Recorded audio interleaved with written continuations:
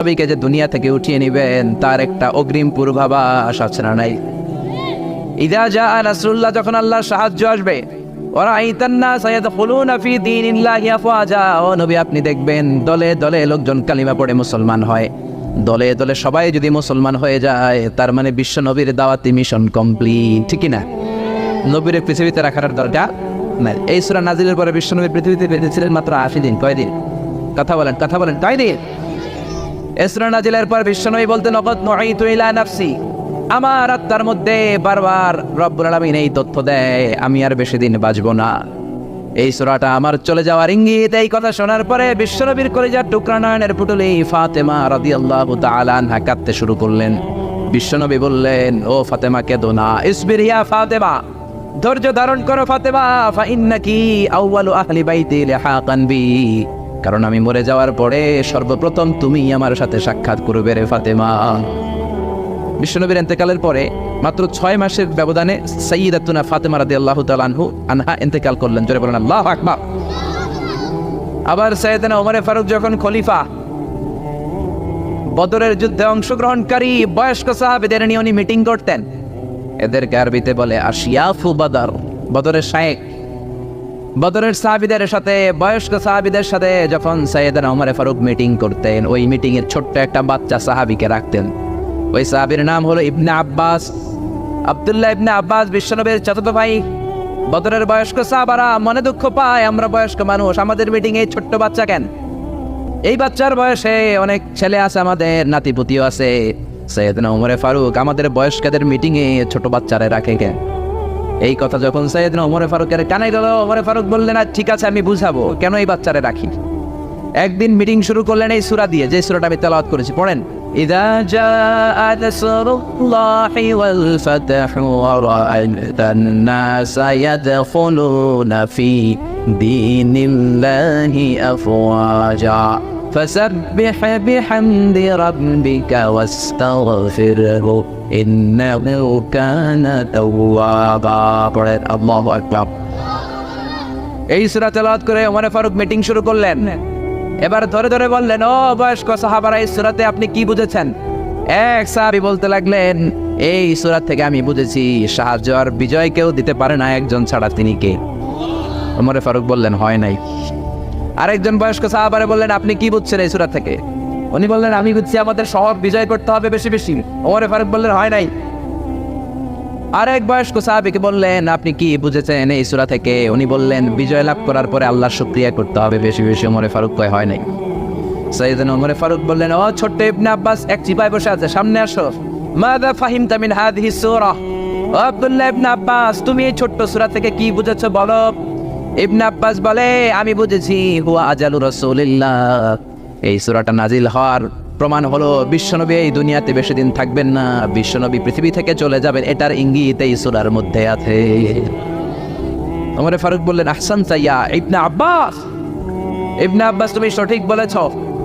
ও ইবনে আব্বাস, তুমি correct answer করেছো। বদরের কোন বয়স্ক সাহাবারা কারেক্ট আনসার করতে পারে?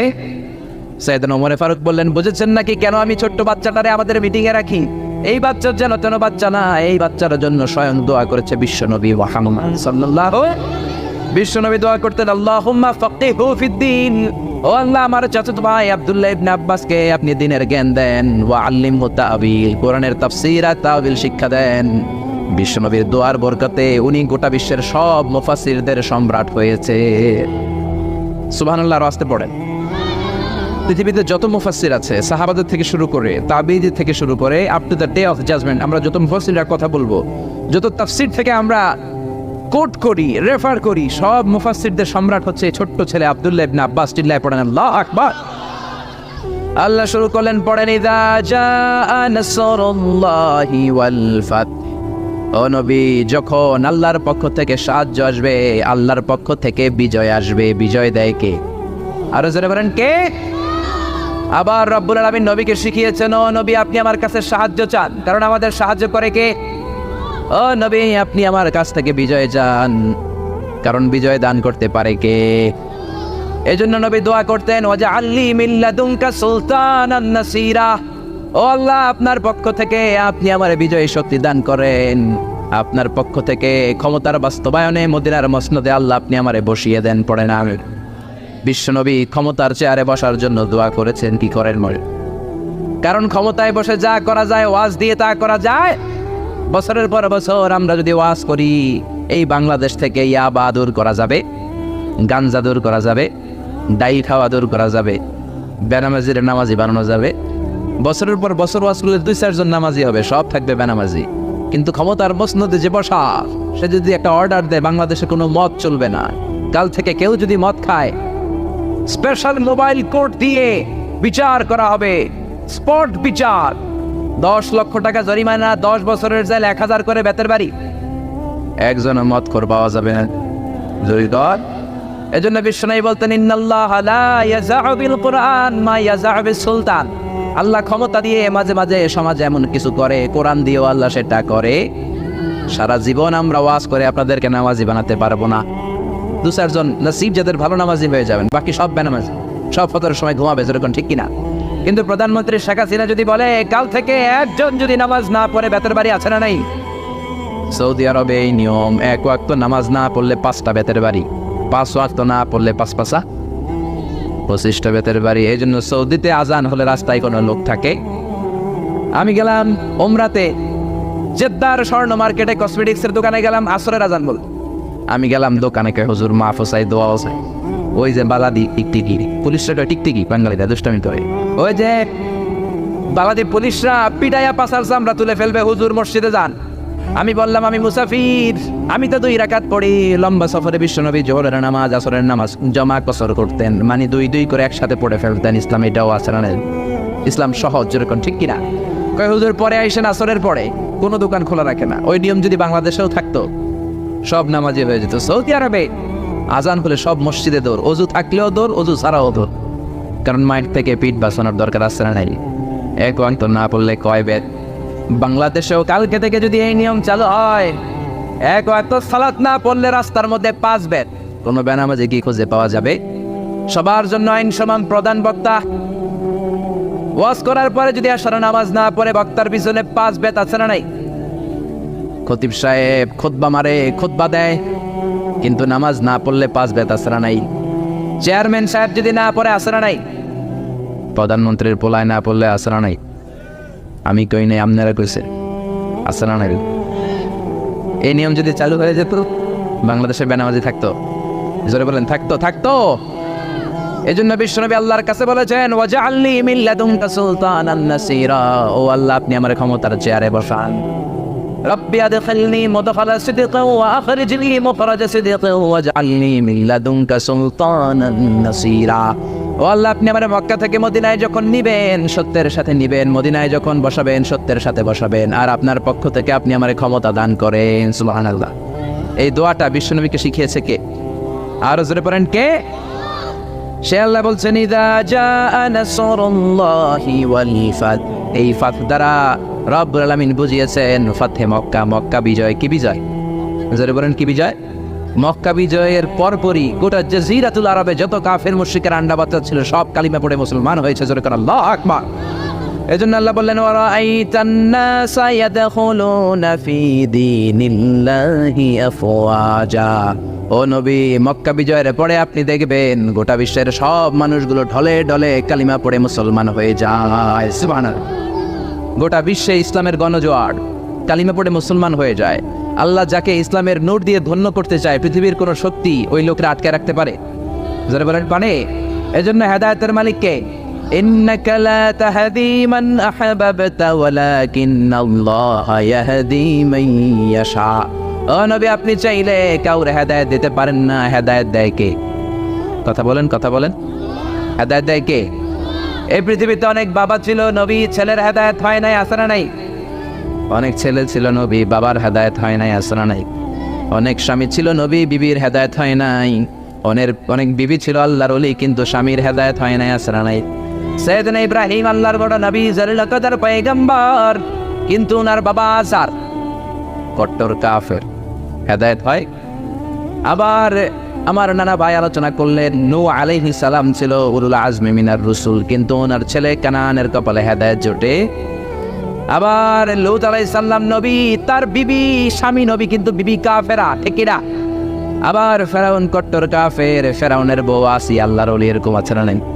হেদায়েত দেয় একজন, তিনি কে? বিশ্বনবীর চাচা আবু তালেব বিশ্বনবীরে ভালোবাসলেন, আদর করলেন, সোহাগ করলেন, শেল্টার দিলেন, আশ্রয় দিলেন, কিন্তু কপালে হেদায়েত জুটে? কারণ হেদায়েত দেয় কে? হেদায়েতের চাবি কার হাতে? আল্লাহর হাতে। আবু তালেব বিশ্বনবীর এত ভালোবাসতেন, বিশ্বনবীর যে বাবা নাই আব্দুল্লাহ, বিশ্বনবীর টেরই পায় নাই আবু তালেবের আদরের কারণে। এখন সুবহানাল্লাহ, বিশ্বনবীর প্রথম বিয়েটা নিজে পড়িয়েছেন, বিয়ের খুতবা নিজে দিয়েছেন, নিজ পকেটের টাকা দিয়ে আবু তালেব বিশ্বনবীর প্রথম বিয়ের মোহরানা আদায় করেছেন। সুবহানাল্লাহ। তারপরেও শেষ রক্ষা জান্নাত কিসে পাবে? জোরে বলেন পাবে। কারণ হেদায়েত দেয় কে? জোরে বলেন কে?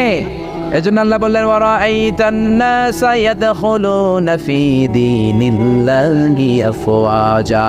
ও নবী, দেখবেন আপনি ঢলে ঢলে লোকজন কালিমা পড়ে মুসলমান হয়। পৃথিবীতে মুসলমানরা এত মাইর খায়, আপনি খেয়াল করে দেখেন, রোহিঙ্গা করে ভর্তা বানায় ফেলতেছে, সিরিয়ান মুসলমানদেরকে মেরে তক্তা বানানো হচ্ছে, প্যালেস্টাইনে মুসলমানদেরকে বাড়ি থেকে উৎখাত।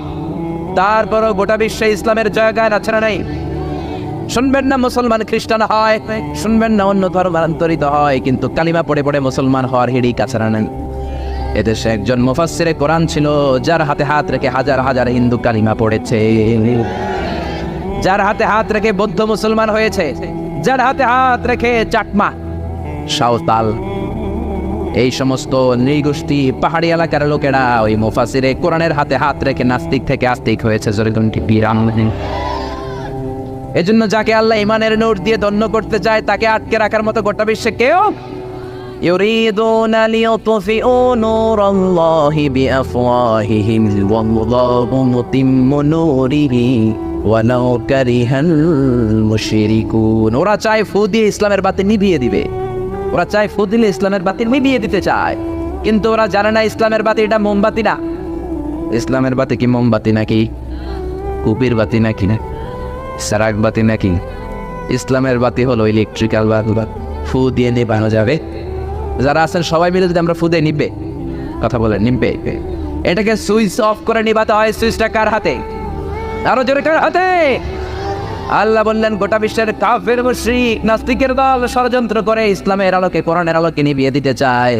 আমি আল্লাহ চ্যালেঞ্জ দিলাম, নিবাতে পারবে না। আমি আল্লাহ ইসলামের আলোকে দিন দিন জ্বালিয়ে দেব, বাড়িয়ে দেব। সুবহানাল্লাহ। এজন্য হুমকি ধমকি, রক্তচক্ষু, জেল জরিমানা দিয়ে ইসলামের অগ্রযাত্রার বিজয়কে ঠেকানো যাবে না। যেরকম ঠিক না? বানের পানির মতো, বাঁধ ভাঙা জোয়ারের মতো গোটা বিশ্বের লোকজন কালিমা পড়ে মুসলমান হচ্ছে।